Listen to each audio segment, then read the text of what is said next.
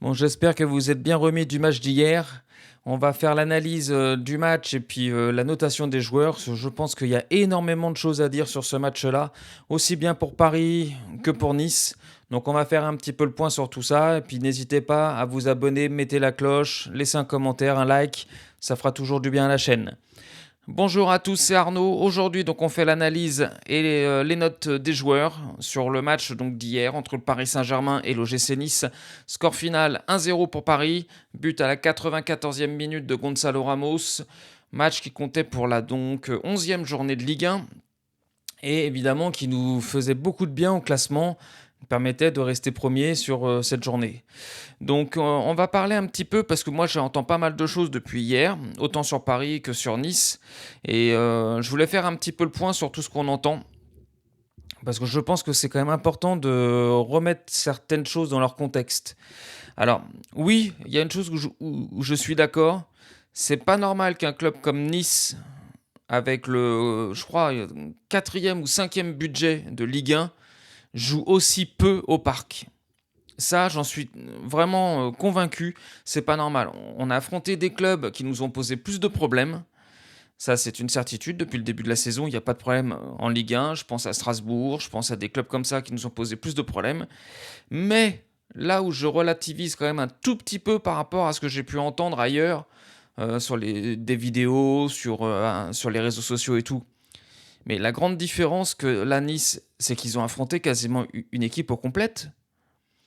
Strasbourg et tout ça, ils nous ont fait mal dans le jeu, ils ont tenté des choses, mais on avait une équipe qui était plus faible. Là, aujourd'hui, Nice, c'est pas de leur faute, mais ils ont affronté une équipe qui se rapproche de celle qui va affronter le Bayern de Munich mardi. Mais je suis désolé, mais quand on voit juste la compo entre Hakimi, Zabarni, Pacho, Nuno Mendes, Vitinha, Neves, Warren, qui est donc en forme en ce moment, Gvara, Mayulu, Barcola, sincèrement, contre le Bayern, ça sera celle-là. Donc c'est là où je veux quand même relativiser aujourd'hui, c'est que oui, Nice, c'est pas normal qu'ils aient proposé aussi peu, mais il faut avouer que Paris aujourd'hui, avec son équipe un peu Ligue des Champions, marche sur toute la Ligue 1.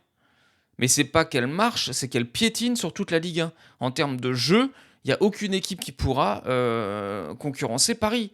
Et c'est pour ça que pour le moment, le championnat est intéressant parce que Paris a une équipe entre les blessés, les mauvaises formes et tout. On joue entre l'équipe A, B, C, enfin suivant ce qu'on veut dire. Mais on a un mélange de remplaçants de moins de 17. On a des titulaires qui n'étaient pas là depuis un mois. Donc effectivement, on a vu des matchs beaucoup plus serrés depuis le début de la saison. Mais c'est surtout parce qu'on était très loin d'avoir notre équipe type de la saison dernière. Très très loin. Là, aujourd'hui, Nice, enfin hier, a affronté une équipe où, sincèrement, à peu de choses près, ça sera l'équipe qui va affronter le Bayern. Vous verrez mardi, lors de la compo, il y aura au moins 90% de l'équipe d'hier qui jouera contre le Bayern. De toute façon, c'est simple.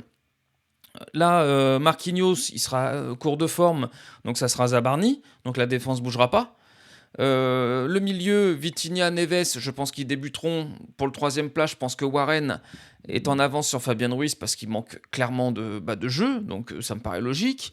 Et devant, Gvara, Barcola vont être titulaires. Et Dembélé, d'après ce qu'on a vu, il a l'Ischio qui est un petit peu chauffé, fait mal hier. Donc, à mon avis, il ne sera pas titulaire contre le Bayern. Donc, on va jouer avec Mayulu. Donc, en gros, Nice, aujourd'hui, hier, a affronté le Paris Saint-Germain du Bayern. Donc, je suis d'accord qu'avec le quatrième ou cinquième budget de Ligue 1, il faut jouer mieux. Mais je pense que Paris, dans son état, dans son équipe type, marche sur tout le monde en Ligue 1. Mais sincèrement, Nice aujourd'hui était quand même la meilleure équipe, l'équipe la plus en forme de Ligue 1 sur les 5 derniers matchs. Mais ils n'ont pas vu le jour. Ils n'ont pas vu le jour. Si on fait juste les statistiques, c'est juste effrayant. Effrayant. On a fini la première mi-temps avec 82% de possession de balle. À la 10e minute, il y avait 96% de possession de balle pour Paris. Mais on a juste écrasé tout le monde. Alors oui, ça a manqué clairement de, de percussion, encore une fois, et ça, je vous le répète à chaque vidéo, hein, ça, vous pouvez pas me dire que je le dis pas. Ça manquait clairement de percussion, et on va voir pourquoi dans la notation des joueurs sur la première mi-temps, parce qu'on est à un goal attendu de 0,5, on va dire, contre 0,35 de Nice. On a fait quand même 10 tirs, 2 cadrés, ça manquait clairement. Mais en termes de possession, mais qu'est-ce que vous voulez que Nice existe? 435 passes sur la première mi-temps contre 72. Mais c'est pas que Nice n'a pas voulu jouer, c'est qu'à chaque fois qu'ils ont voulu ressortir la balle, il y avait 3 joueurs dessus. Donc on les a complètement étouffés. Donc c'est pas, il faut arrêter de minimiser Nice, dire que oui, c'est pas normal. Oui, ils auraient peut-être pu faire mieux parce que je pense qu'ils ont quand même des joueurs intéressants. Et encore, sincèrement, j'ai quand même été un peu déçu. Mais il faut juste avouer que Paris massacre tout le monde en Ligue 1. Si Paris joue avec l'équipe comme hier, mais quelle équipe nous tient tête officiellement? Alors oui, ils ont mis le bus, je suis d'accord, ils ont mis le bus à 11 derrière, une défense à 6. La défense à 6, on l'a connue, je crois, contre... c'était en tout début de saison. On avait affronté Nantes et tout ça. Et on était déjà... le match après Nantes, je crois, on a une défense à 5 contre Nantes, on a une défense à 6 après. Donc j'avais même fait une vidéo, je me demandais même si on allait avoir la défense à 7. Vous verrez, regardez dans mes premières vidéos, c'était déjà le cas. Mais qu'est-ce que vous voulez que Nice fasse? On les a complètement étouffés en termes de possession de balle. 96% au bout de 10 minutes. Moi, j'avais jamais vu ça de ma vie. Même du temps du grand Barça, du grand City, j'ai jamais vu 96% au bout de 10 minutes. Donc c'était ouf. Deuxième mi-temps, on a un petit peu descendu la possession. Et je pense que c'est ça aussi qui nous a fait qu'on a été meilleur. Parce que Nice est quand même ressorti un petit peu. Donc forcément, ça nous a permis, nous, de jouer mieux. On est passé à 1,35 au lieu de 0,50 en termes de buts attendus. Et Nice est descendu à 0,13. 0,13, alors qu'en première mi-temps, ils étaient à 0,35. Donc ça a été... ils ont eu un peu plus le ballon, mais ils n'ont rien fait. Donc après, on a eu 18 tirs, 6 cadrés. Donc ça, c'est normal. 325 passes, on est descendu un petit peu. 110 pour leur part. Ils sont montés un peu. Mais ce qui est normal, puisque la possession a un petit peu baissé. Il n'y a pas de souci. Et sur l'ensemble du match, on est à 76%, 1,84. Et franchement, c'est pas cher payé, parce qu'avec le nombre d'actions qu'on a eu, je pense qu'on aurait pu être plus haut. 28 tirs, 8 cadrés, contre 5 tirs de cadrés, 24%. Bon, bah voilà, 760 passes. Une équipe qui domine un match est souvent aux alentours des 750, 850 passes. Donc là, on est dedans. 182 passes pour Nice. Bon, bah voilà, le sujet est clos.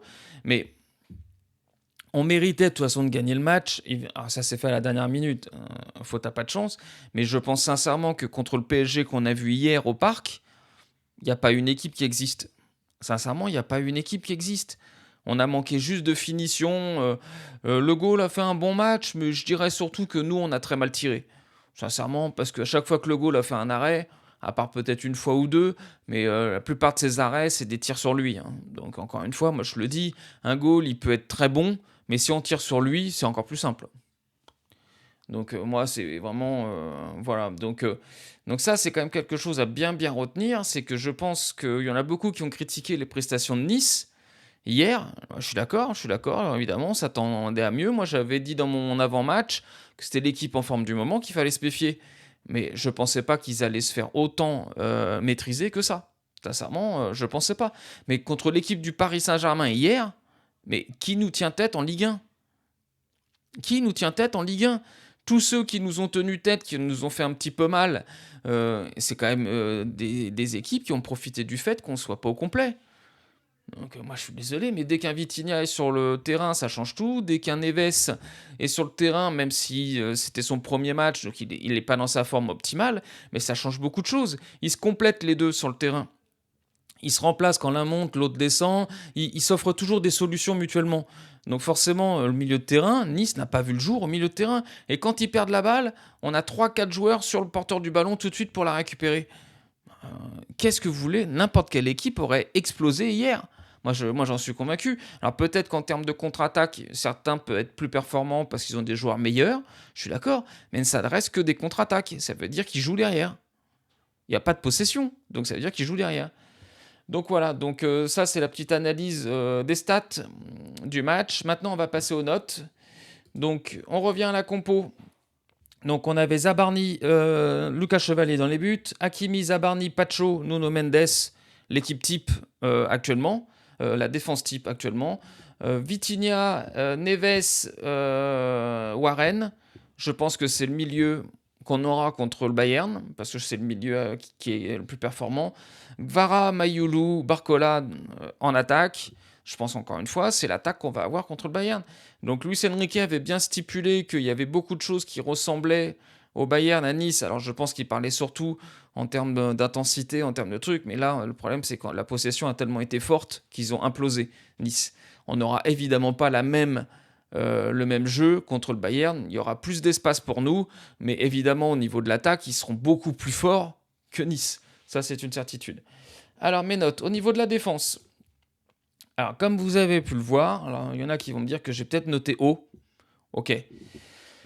Moi j'ai mis 7 à Lucas Chevalier. Alors sincèrement, il a fait, je crois, aucun arrêt vraiment décisif. Des arrêts classiques, des tirs, enfin rien de truc. Mais j'ai mis 7 pour son jeu au pied. Sincèrement, il a un jeu au pied qui nous permet quand même d'être hyper sécurisant derrière.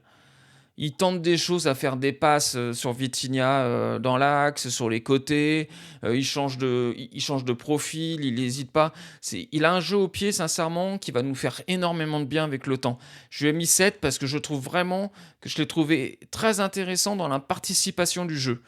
Il n'a pas hésité à sortir pour couper un peu les contres.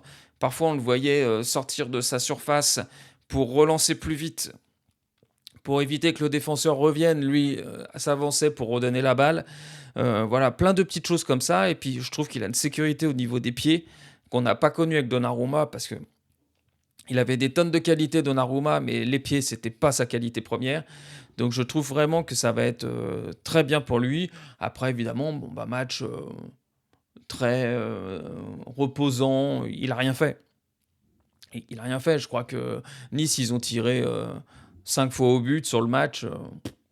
Donc, absolument rien fait. Donc, Hakimi 8. Alors, Hakimi 8 et puis Nuno Mendes 8. Pour la simple et bonne raison. Alors, il y en a qui vont me dire, bah ouais, mais ils n'ont pas participé, ils n'ont pas marqué. Mais ça, moi, je m'en fous. Moi, je donne pas des notes en fonction s'ils marquent ou pas. Je donne des notes par rapport au contenu qu'ils ont proposé. Et Hakimi et Nuno Mendes, sur tout le match, ils ont proposé quelque chose. Défensivement, ils ont fait ce qu'il fallait parce qu'ils ont coupé court à toutes les actions. Encore une fois, si on ne s'est pas pris de contre, si on n'est pas pris de plus de tirs au but, si on ne s'est pas pris tout ça, c'est que derrière, la défense a fait ce qu'il fallait aussi pour couper les relances, couper les actions, couper les contre-attaques et tout. Donc il ne faut pas minimiser ça. Donc moi j'ai mis donc Hakimi, Nuno Mendes 8, parce que même s'ils n'ont pas fait de passes décisives ou de but ou tout ce que vous voulez, ils ont eu une activité incessante. Hakimi, il a percuté, il a centré, il a dédoublé avec Vara, avec tout ça. Nuno Mendes, il a percuté, il a encore perforé parfois les défenses, on l'a vu partir à fond à un moment donné, il a dribblé 3-4 joueurs. Voilà, moi je suis désolé, mais on ne peut pas mettre 6 à des joueurs qui proposent ça. C'est pas possible. Même s'ils n'ont pas été décisifs, c'est pas possible. Moi, je suis désolé, hein, mais c'est pas possible. Zabarni Pacho 7, parce qu'encore une fois, ils n'ont pas eu le plus gros des travails, mais tout ce qu'ils ont dû faire, ils l'ont bien fait. Encore une fois, Nice n'a pas existé du tout en attaque, et c'est en grande partie grâce à notre défense. Zabarni et Pacho, ils n'ont pas eu le match le plus difficile de leur carrière, ça c'est une certitude, mais tout ce qu'ils ont fait, c'est bien. Donc, bon, voilà, 7, c'est une bonne note, c'est que 14 sur 20, hein. Donc c'est pas, on n'est pas dans les, c'est que mention bien, hein. Donc voilà, donc c'est nickel. Au niveau du milieu, alors Vitinha 8, parce que Vitinha, de toute façon, le jour où il fera un mauvais match, je pense que sincèrement, on se prendra une douille. Parce que c'est un joueur qui est exceptionnel, toujours pareil dans le tempo, toujours il tente des choses, des passes, des tirs. Il a fait deux magnifiques frappes en fin de match pour essayer de débloquer la situation. Moi, c'est un milieu que j'aime beaucoup, j'adore ce genre de milieu. Et surtout, il prend de plus en plus ses responsabilités. Et ça, vraiment, je pense que ça va le faire progresser encore plus de ce qu'il est déjà. Et donc, comme Hakimi et comme Nuno Mendes, c'est un joueur qui, sur tout le match, a été bon. Il a été bon un petit peu moins en vue peut-être en deuxième mi-temps, mais sincèrement sur tout le match il a été bon et surtout il propose, il est toujours disponible pour ses coéquipiers, il propose tout ce qu'il peut faire, le tempo, le changement de direction, les balles en profondeur, les balles en cloche, les tirs, il fait tout ce qu'il peut faire, donc encore une fois 8 parce qu'il pouvait marquer sur ses actions, comme Hakimi et comme Nuno Mendes auraient pu faire une passe ou un but, ça change absolument pas de leur match. Donc 8. Neves, j'ai mis 6 parce que c'est un match de reprise.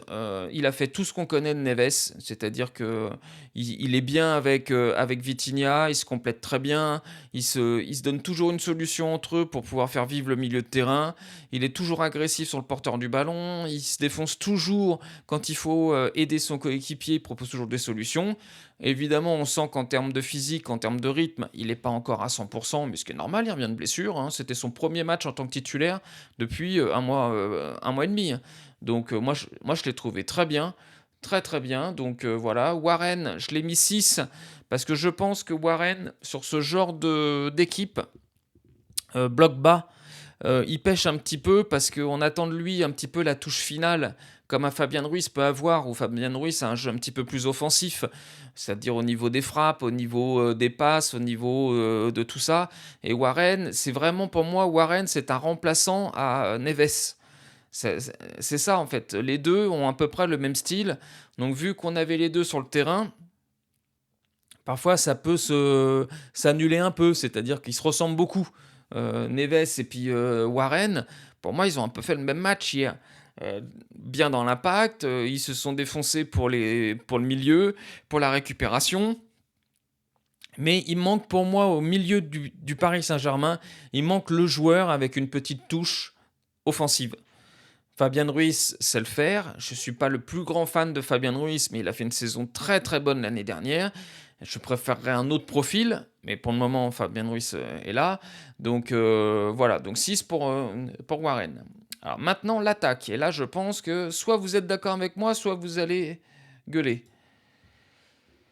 Donc Vara, j'ai mis 7 pour Vara. J'aurais pu mettre même 8, sincèrement. Donc j'ai mis 7 pour rester soft. Mais il y en a qui me disent ah, mais moi j'ai vu des notes passer où il y a des gens qui mettent Vara 5.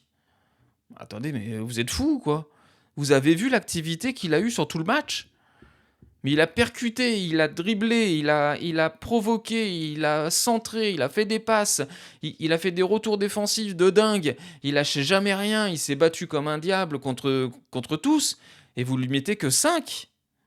Mais attendez, mais un 5, c'est un joueur, c'est 10, c'est un joueur moyen. Mais attendez, moi je comprends pas. Je comprends pas, moi, je suis plus près de lui mettre 8 que de lui mettre 6, hein. Attendez, mais alors oui, il n'a pas marqué, mais encore une fois, ce n'est pas marqué n'est pas un gage de bon match. Il y en a qui, je le dis, je le répète, on a eu l'expérience avec Mbappé, il marquait souvent et il faisait en même temps des matchs de merde.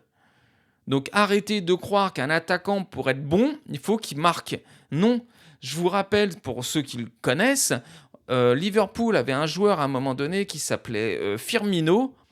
Il n'avait pas marqué depuis au moins un an. C'était vraiment, il marquait jamais ce mec-là.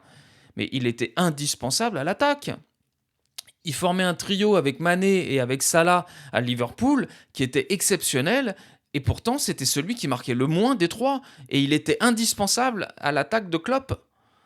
Donc, va falloir au bout d'un moment que vous arrêtiez avec vos statistiques de buteur. On s'en fout. On s'en fout, c'est pas. S'il marque, ça lui améliore encore plus sa note. Parce que sincèrement, Gvara, avec le match qu'il a fait, il marque un but, il a 9. Attendez, mais vous voulez qu'il fasse quoi? Vous voulez qu'il fasse quoi de plus? Il a percuté, il a fait tout ce qu'il a voulu, il a tout fait sur le match.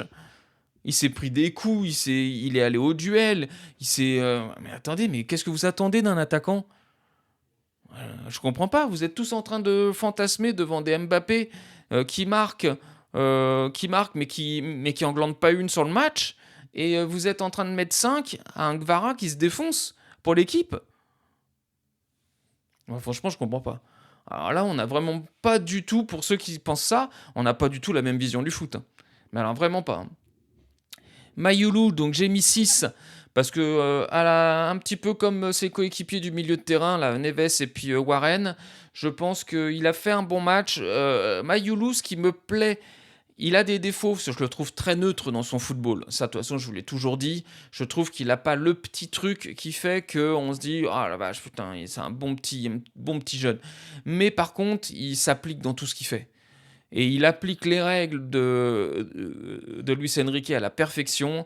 On le voit dans les replis défensifs, il essaye toujours de chercher ses coéquipiers, il essaye toujours de travailler avec eux. De travailler avec eux. Donc vraiment, c'est un joueur.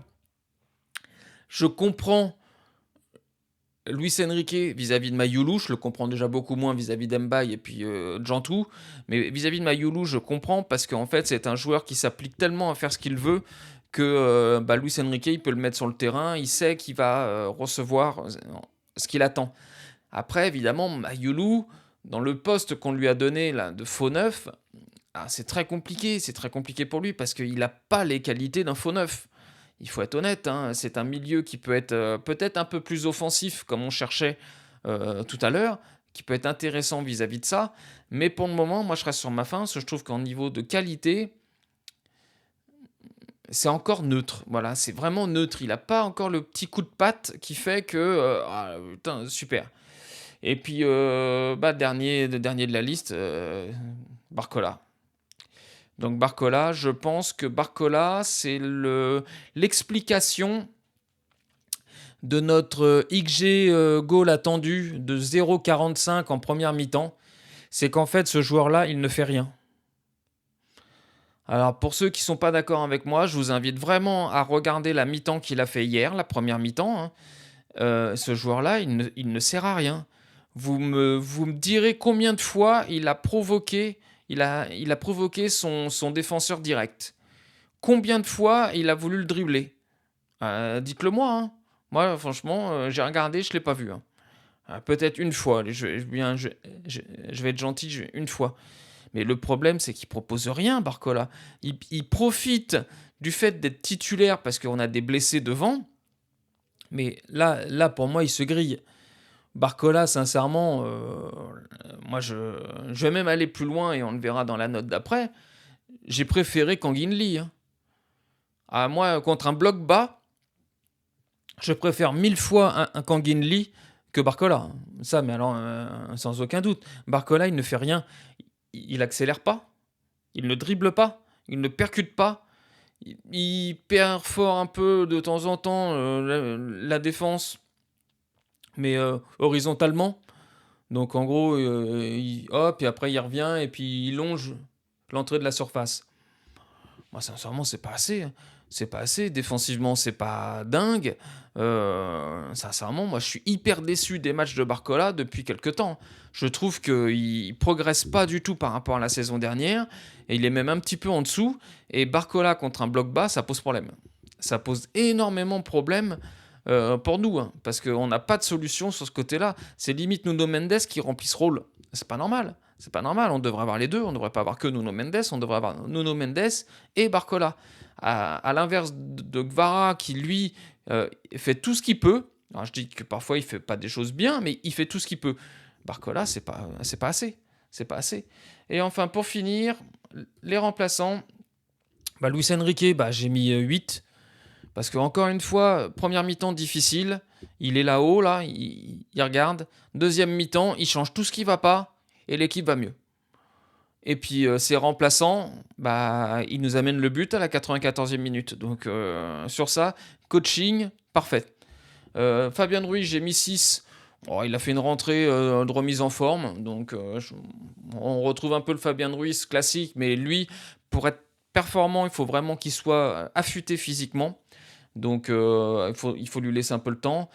Kangin Lee 7, parce que je l'ai trouvé très intéressant avec un bloc bas. C'est lui qui en plus fait le corner décisif. Donc très intéressant. Alors évidemment, il n'a pas la vitesse d'un Barcola ou autre, mais je trouve que contre un bloc bas, il apporte plus que Barcola. Donc, je sais pas, vous me direz ce que vous en pensez. Moi, je trouve que c'est comme ça. Ramos 7, parce que pour une fois, il a été bon. Et je pense aussi que pour une fois, l'équipe a joué dans son jeu. Je ne sais pas si vous avez remarqué, mais sur le dernier quart d'heure, on a centré énormément de fois, chose qu'on fait quasiment jamais, de faire des centres sur le côté de la surface devant le but. On fait ça jamais, et on a fait énormément de centres sur ce match. Donc chose bien. Et comme par hasard, quand on centre plus, quand on participe plus, qu'on a un jeu sur les côtés qui ramène au centre, comme par hasard, Ramos, il est beaucoup plus intéressant. Je crois qu'il a touché je sais pas combien de ballons dans la surface, alors qu'il y a des matchs, il en touche pas un seul. Donc vraiment très bien. Et puis il se bat, hein. 94e minute, il est là, hein, il est là. Donc moi je trouve vraiment Ramos. Autant je me dis que il durera pas encore des années à Paris parce que je pense qu'il a quand même pas un jeu qui colle. Mais par contre, on peut pas lui reprocher d'avoir une motivation et d'être toujours sérieux, hein. Ça, c'est clair. Et puis Dembélé 6 parce que j'ai trouvé sa rentrée un peu neutre. D'après ce qu'on a compris, il a eu un peu encore mal un peu à l'ischio. Donc je pense que ça l'a un peu freiné aussi. Donc voilà, match un petit peu classique, neutre. Donc voilà. Bon, bah écoutez, on a fait un petit peu le point sur tout. Je pense que c'est pas trop mal comme note. Dites-moi ce que vous en pensez dans les commentaires. Si pour vous c'est bien ou trop dur ou pas assez. Et puis de toute façon, maintenant, on va se concentrer très vite pour le Bayern parce que ça arrive dans 2 jours. Donc le Bayern, on fait l'avant-match demain. La réaction, donc mardi après le match. Et puis analyse et note mercredi. Donc voilà, donc bah, écoutez, on regarde la Ligue 1 tranquillement, on est toujours au premier, c'est l'essentiel, et puis on regarde un petit peu ce qui va se passer cet après-midi. Donc je vous souhaite un bon dimanche, et puis on se retrouve très vite. Ciao, ciao.